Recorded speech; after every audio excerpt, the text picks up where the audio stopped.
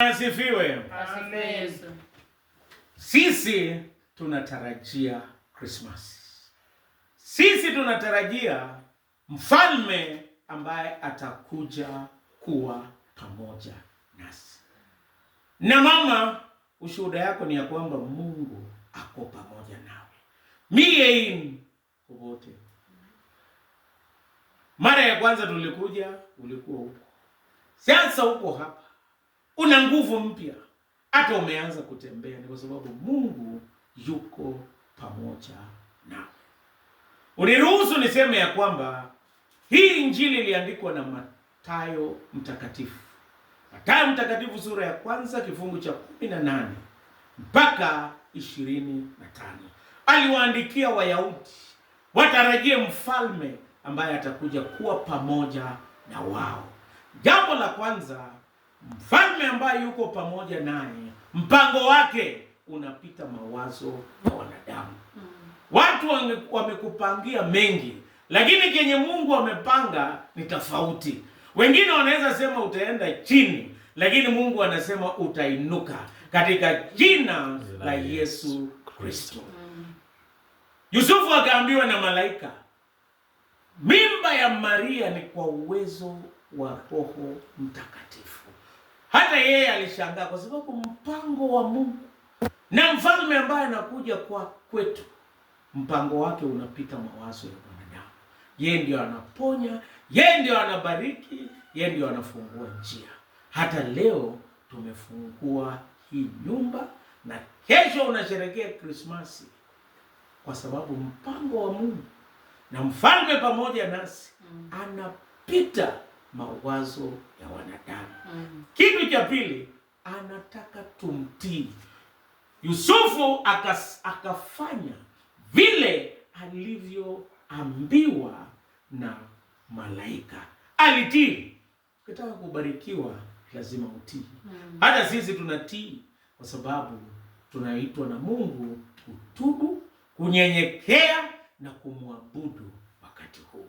Na ukitii ndio unapokea baraka. Yusufu alipotii akakuwa baba mzazi wa Yesu Kristo. Na hata mpaka leo tunamhubiri kwa sababu alitii. Hata wewe mama, watu wakitoa ushuhuda, si Yusufu, hata wakitoa ushuhuda, watatoa ushuhuda yako. Ulitii neno la Mungu. Na huyu mama ameshika imani muda hiyo yote. Na ninasema ya kwamba baraka, Mungu yule mfalme ambaye yuko pamoja nasi anatubariki tukitii. Jambo la mwisho, huyu mfalme ambaye yuko pamoja nasi, yeye mpango wake wa wokovu lazima utimie. Kwa nini? Kwa sababu yale aliyotabiri ya kwamba bikira atamzaa mwana ilitimia. Na hata chenye anasema kwa maisha yetu ni lazima itatimia. Krismasi na siku zingine. Anasema mie popote. Hata wahi kutuacha na hata wahi kukuacha mama.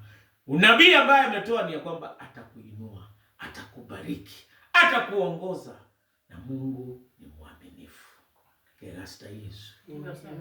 Jambo la pili, yeye jina lake ataitwa Yesu kwa sababu ataokoa watu kutokana na dhambi zao. Yesu ni mwokozi mpaka leo. Alikufa msalabani kwa ajili ya dhambi zetu. Jambo la tatu, yeye ni Emanueli, Mungu pamoja nasi. Mungu akuwe na wewe Krismasi. Krismasi watu wanatafuta kuwa karibu na chapati, mandazi, na wale wa huko juu jenye tukugana. Lakini sisi wa Kristo mie popote. Emanueli, Mungu pamoja nasi. Ndio bado tunaimba wimbo wa Krismasi.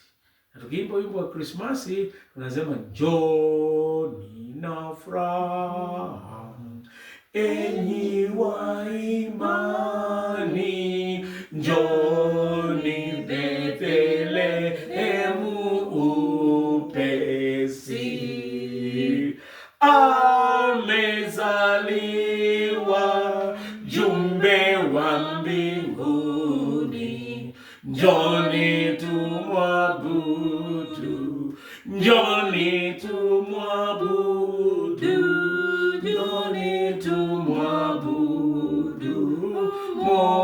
Mwokozi. Mama Emmanuel awe pamoja nawe. Ogoni nguru mewe shet me utaambia watu ushuhuda, kwa sababu mimi yeye Mkobote mfalme ambaye amekuja kuwa pamoja nasi. Na tuombe maneno ambayo